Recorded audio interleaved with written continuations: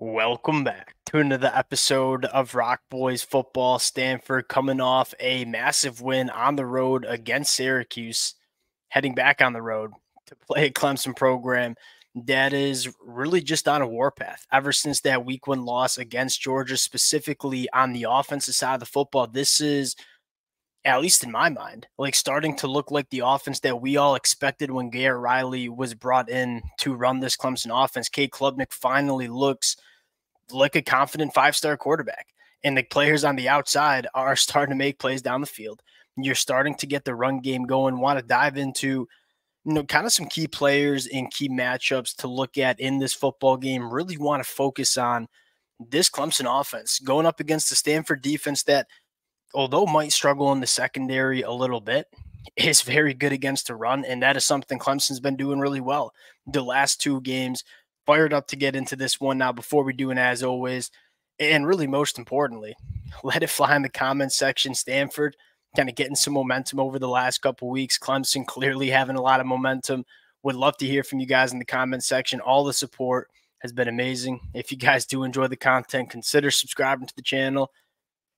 Without further ado, let's get into this one. I want to start with this Clemson offense where you look down at your notes and say, even counting what we saw week one against Georgia, this Clemson offense is averaging 42.7 points per game. That's number 11 in the country.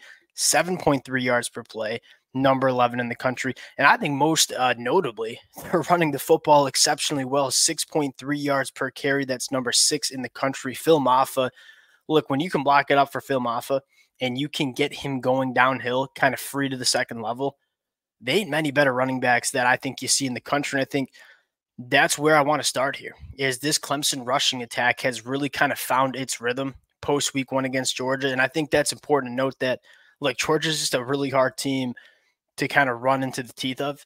I think this Clemson offensive line is a lot better than most people thought nationally. And yes, did they struggle against what I think is a very good front seven against Georgia? Absolutely. Does that mean they're bad offensive line? Absolutely not. I think Matt Luke is doing a phenomenal job getting these guys right. And I think most importantly, they're staying relatively healthy. Like, that was kind of the conversation we had with Clemson heading into the season. If this unit stays healthy and they can kind of stay with their starting 5, 6, 7-man rotation, this is going to be a good offensive line. That's exactly what we've seen the last two games.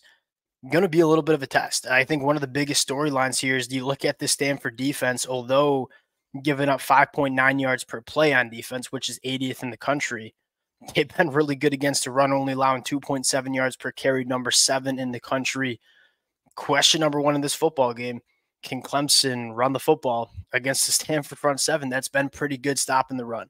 I think secondly, want to talk about, what we've seen from this Clemson passing attack. And I think the last 2 weeks, it is really everything you hope for. And we talked about this a lot heading into 2024. The Clemson fans who've been rocking with the fellas the last couple of weeks and months know this. Can we add a little bit more verticality in this passing game?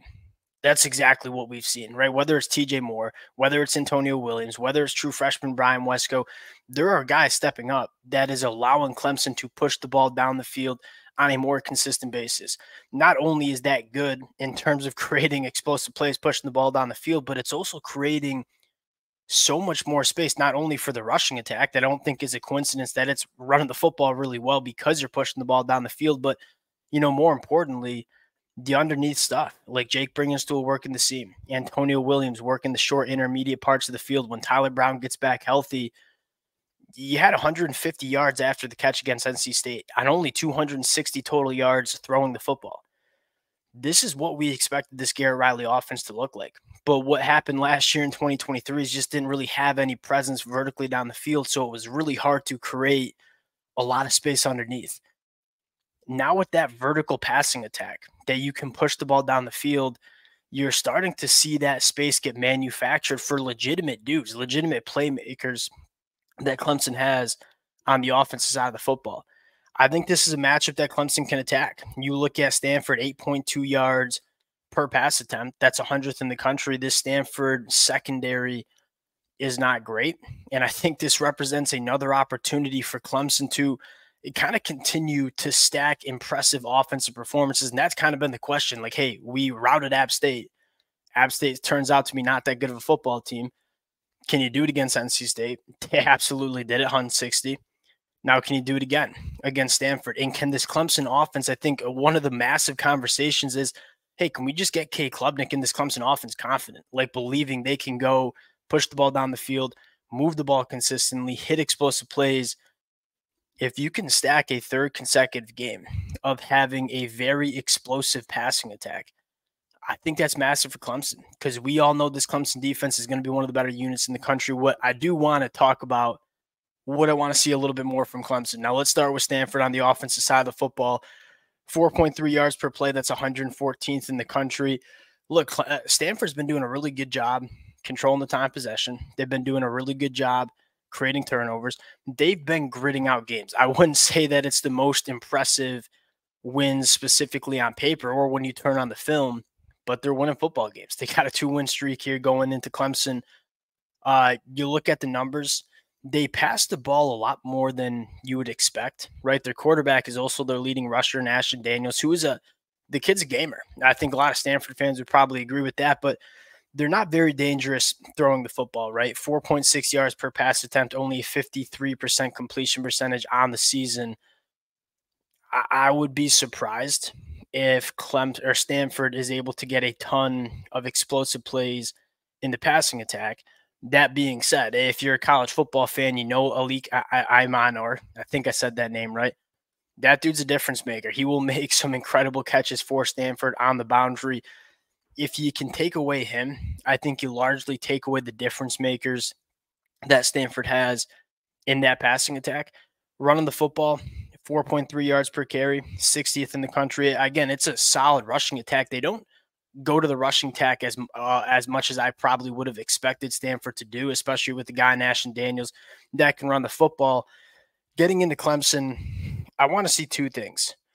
One, I want to see some depth emerge on the defensive line, specifically at the edge rusher spot. Outside of TJ Parker, and especially with Peter Woods dealing with the injury, that was our biggest question coming in for Clemson. Like, really good linebacker play. It's a young secondary, but a very talented secondary. Our biggest question mark was, what does the edge rusher depth look like for Clemson?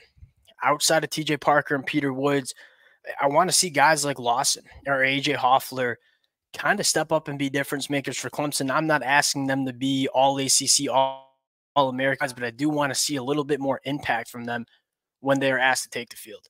Because at some point, like TJ Parker, Peter Woods, you want to take them off the field and keep them fresh for 4 quarters. You have to have other guys that are willing to step up and not have the level of play drop off as much as I feel like we've seen it have dropped off when Peter Woods and TJ Parker are on the football field.